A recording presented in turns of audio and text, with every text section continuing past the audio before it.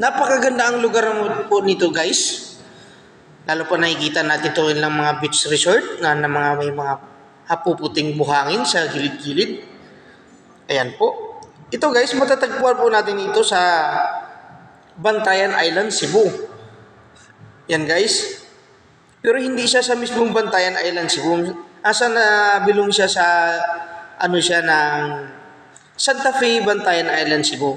Pag kayo magtutur guys, kung ikaw may taga Maynila, o taga Cebu, taga Negros, taga Mindanao, guys, huwag niyong kalimutan pag nakarating kayo dito sa lugar nito, kailangan talaga kayong pupunta sa kanilang espesyal na resort, yung nakatago nilang resort dito, na pinaka-espesyal yung tinatawag nila na Virgin Island dito sa Santa Fe, Bantayan.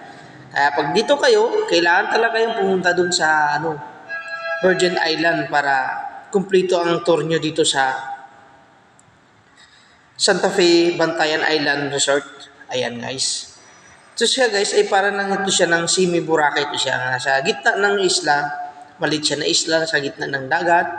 Kaya po siya na para siyang gumbaga lagoon. Ayan guys. Ito ang Virgin Island guys. Napakalinaw ang tubig talaga.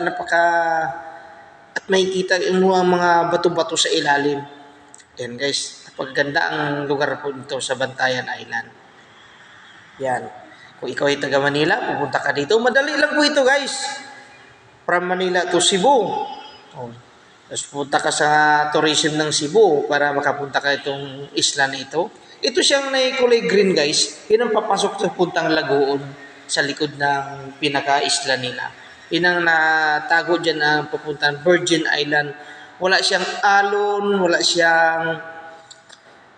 Pag nag-high tide, di siya masyadong malalim. Sakto lang siya para siyang ginawang sinasadya nga ginawa. Pero ito guys, sa nature pa rin to guys, nabilong pa rin sa ating natures to guys.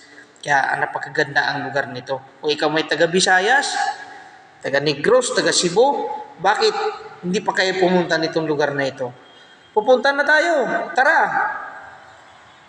Let's go for swimming. Summer pa. May summer pa, kunting summer pa ngayon. Ayan lang po guys. Makikita po natin ang lugar natin nga napakaganda ang tanawin ng ating lugar. Ang ating Pilipinas napagandang tanawin kaya dinadayo tayo ng mga taga-ibang bansa. Yan po guys. Ito ang research ng Santa Fe, Bantayan Island. Ayan na po guys. Napakaganda ang white sun nila guys. Ayan. Makikita nyo guys. Ayan lang po guys. Thank you for watching and see you next vlog.